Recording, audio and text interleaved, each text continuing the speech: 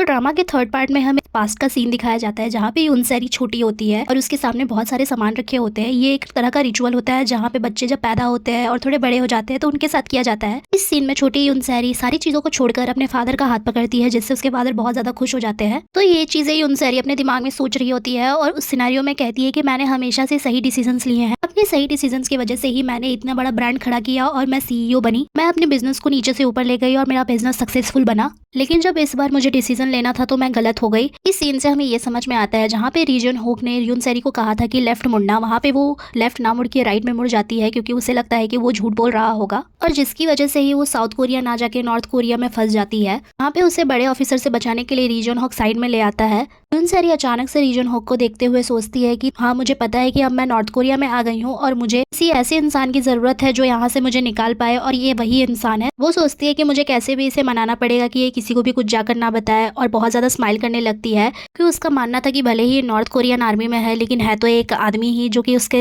हंसी पे फिसल जाएगा। तो इस सीन में वो ऐसी स्माइल कर रही थी जैसे कि उसका सालों से पुराना बिछड़ा हुआ दोस्त मिल गया हो। ये चीजें री जन होक को भी समझ में आने लगती है कि ये इसे बहलाने के लिए कर रही है। यूनसेरी री जन होक को कहती है कि अच्छा हुआ तुम मुझे मिल गए, यहाँ पे मैं किसी को नहीं जानती थी और मैं बहुत ज्यादा डर भी गई थी। लेकिन री जन होक उसकी बातें ना सुनकर अपने मन में सोच रहा था कि भले ही ये हादसे से यहाँ पे आ चुकी है लेकिन उसकी कंप्लेंट तो करनी ही पड़ेगी। अगर मैं बिना बताए किसी को इसे मार देता हूँ तो मेरे सारे साथी भी सजा से बच जाएंगे। लेकिन यूनसेरी के स्माइल से वो सच में पिघल जाता है और उसे छोड़ देता है। यूनसेरी को लगता है कि उसकी स्माइल का जादू चल गया और वो कहती है कि क्या ये तुम्हारा घर है। सीन सुबह पे शिफ्ट होता है जहाँ पे हम यूनसेरी को देखते हैं कि वो अपनी शक्ल को आईने में देख रही थी और कह रही थी कि इतना गंदा हो गया है, इस लड़के को मुझे बताना चाहिए था कि मेरे शक्ल पे इतनी मिट्टी लगी हुई है। उसके बाद हम री जन होक को देखते हैं जहाँ पे वो किचन में कुछ खाने के लिए बना रहा था। इस सीन में हम देख सकते हैं कि नॉर्थ कोरिया में अभी भी ट्रेडिशनली ही खाना बनता है। सारे खाने को प्रिपेयर कर यूनसेरी को खाने के लिए देता है जहाँ पे वो कहती है कि हमारे साउथ कोरिया में एक रिवाज है कि अगर कोई आपको खाने के लिए दे तो पहली बाइट उसे ही देना चाहिए जिसने आपको खाने के लिए दिया है।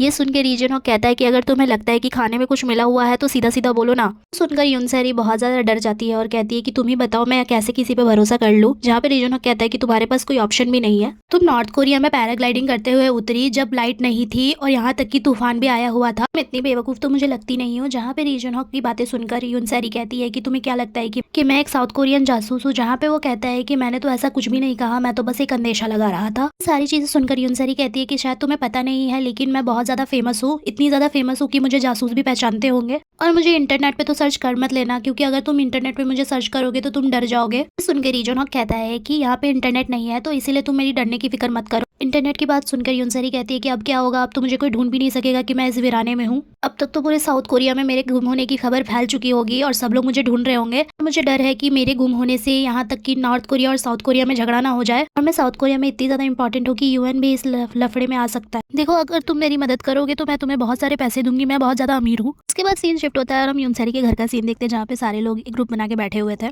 यूनसेरी के फादर को यूनसेरी की बहुत ज्यादा चिंता हो रही होती है और वो कहते हैं कि सारे बाहर के लोगों को नहीं पता चलना चाहिए कि यूनसेरी गायब है और उसे ढूंढने के लिए सिर्फ पुलिस की नहीं डिटेक्टिव्स की भी जरूरत पड़ेगी। इस सीन में हम देखते हैं कि यूनसेरी के दोनों ब्रदर्स और उनकी वाइफ अभी भी बहुत ज्यादा कंपटीशन कर रही थी एक दूसरे से और उन्हें यूनसेरी के गायब होने का एक रत्ती भर भी नहीं था। जो चीजें उसकी माँ भी देख रही थी, ये लोग यूनसेरी की बातें करते करते हंस रहे थे, जो देखकर उसकी माँ कहती है कि तुम लोग बहुत ज्यादा खुश लग रहे हो, लगता है कि तुम लोग बहुत ज्यादा खुश हो उसके गायब होने से। ये शिफ्ट होता है और हम यूनसेरी को देखते हैं जहाँ पे यूनसेरी कह रही होती है कि तुम प्लीज मेरी बात सुनो, मैं बहुत ज्यादा अमीर हूँ और तुम्हें बहुत ज्यादा माला माल कर सकती हूँ। यूनसेरी की बातें सुनकर री जन होक कहता है कि मुझे कोई फर्क नहीं पड़ता कि तुम कोई भी हो। सुनकर यूनसेरी बहुत ज्यादा शॉक हो जाती है और कहती है कि प्लीज तुम मेरी बातें समझने की कोशिश करो, अगर तुम मेरी मदद करते हो कि मैं तुम्हें बहुत ज्यादा पैसे दूंगी। सुनकर री जन होक कहता है कि क्या तुम मुझसे सौदा करना चाहती हो। यूनसेरी कहती है कि हाँ हाँ, मैं तुमसे सौदा ही करना चाहती हूँ और इस सौदे में हम दोनों का फायदा होगा। री जन होक कहता है कि मुझे तुम्हारे सौदे में और तुम्हारे पैसों में कोई इंटरेस्ट नहीं है, ना ही मुझे तुम्हारी मदद करनी चाहिए। ये बोलते हुए जैसे ही वो री जन होक खड़ा होता है हम देखते हैं कि बाहर कोई नॉक कर रहा होता है। यहाँ हम देखते हैं कि री जन होक का एक साथी बाहर आया हुआ होता है और वो कहता है कि मुझे पता था कि आप यहीं पे मिलोगे, मैंने आपकी चिमनी से धुआं निकलते हुए देख लिया था और मुझे लग ही रहा था कि आप घर पे ही मिलोगे हमें। जैसे ही री जन होक पीछे की तरफ देखता है वो देखता है कि वो अंदर चला आया। उसका साथी उससे कल रात के बारे में बता रहा होता है और कहता है कि अब हमें उस साउथ कोरियन लड़की के बारे में चिंता करने की कोई जरूरत नहीं है क्योंकि माउंट सोसेओक अनजान औरत की लाश मिली है और मुझे लगता है कि वे वही साउथ कोरियन लड़की। री जन होक उसे बहुत बार यूनसेरी के बारे में बताने की कोशिश कोशिश करता है बट वो सुनता नहीं है और अपनी ही बात करते जाता है।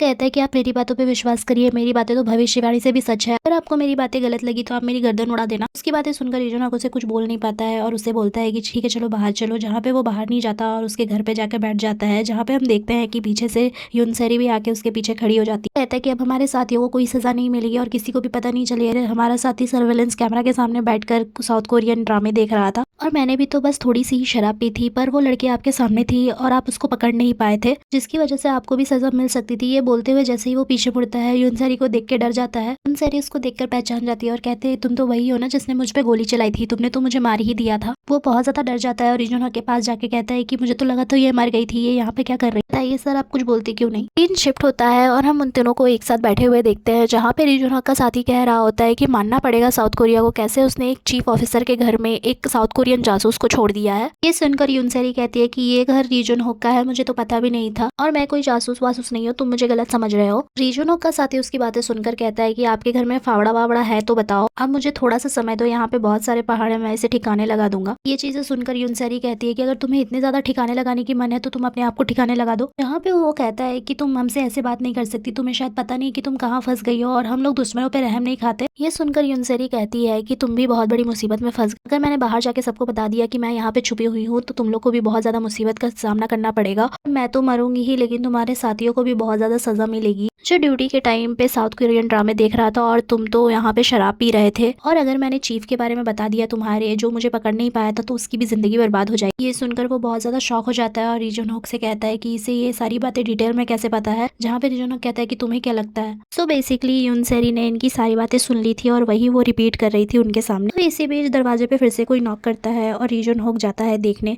वहाँ पे हम देखते हैं कि यूजुनोक के बाकी सारे साथी आ गए हैं। वो लोग यूजुनोक को गुड न्यूज देने आए थे कि साउथ कोरियन लड़की मारी गई है, लेकिन उन्हें पता नहीं था कि यूनसेरी अभी भी जिंदा है, जहाँ पे यूजुनोक उन्हें करेक्ट करता है और कहता है कि तुमने जो भी सुना है गलत सुना है। यहाँ पे ये सारे लोग यूनसेरी को देखते हैं और कहते हैं कि ये तो मर गई थी ना, ये जिंदा कैसे हो गई। यूनसेरी इन तीनों में से सबको पकड़ पकड़ के इनकी गलतियां गिनवाती है, जहाँ सबसे छोटे वाले लड़के को कहती है कि तुम तो वही हो ना जिसको जॉब की बहुत ज्यादा जरूरत है, लेकिन अब तो तुम्हारी जॉब जाने वाली है। जिसकी बातें सुनकर वो बहुत ज्यादा परेशान होने लगता है, जहाँ पे वो तीसरे लड़के से कहती है कि तुम बताओ तुम कौन सा ड्रामा देख रहे थे। इसके रिप्लाई में वो कहता है कि स्टेयरवे टू हेवन, जहाँ पे वो कहती है कि अरे ये तो बहुत ज्यादा पुराना ड्रामा है, इसके एक्ट्रेस तो मेरे घर के पास ही रहती है। जो सुनकर वो बहुत ज्यादा खुश होने लगता है और कहता है कि क्या तुम सही बोल रही हो। इसका दूसरा साथी कहता है कि तुम इसकी बातें क्यों सुन रहे हो और ये सब जरूरी है अभी इस टाइम पे। सीन फिर से शिफ्ट होता है और हम देखते हैं कि ये सारे लोग एक साथ बैठे हुए थे, जहाँ पे यूनसेरी कह रही थी बात तो बहुत ज्यादा सिंपल है, मैं जहाँ से आई हूँ तुम मुझे वहीं पे जाके छोड़ दो। इसकी बातें सुनकर यूजुनोक का साथी कहता है कि इसे जाने दीजिए, बिजली के तारों से जब इसका आमना सामना होगा और इसकी तंदूरी बनेगी तब इसे पता चलेगा। यूनसेरी कहती है कि तुम लोग तो वहाँ के सैनिक हो और तुम वहाँ पे जा सकते हो, प्लीज मुझे वहाँ पे जाके छोड़ दो। इसके आंसर में यूजुनोक कहता है कि अब हम वहाँ पे नहीं जा सकते क्योंकि हम 2 महीने ऑलरेडी बॉर्डर पे बिता कर आए हैं। यूनसेरी कहती है कि थोड़ा तो दिमाग लगाओ, अगर तुम लोग नहीं करोगे तो कौन करेगा। इस सब चीजों के आंसर में यूजुनोक का साथी कहता है कि चलो मैं तुम्हें मिट्टी में गाड़ देता हूँ। इसके आंसर में यूनसेरी कहती है कि तुमसे किसी ने पूछा।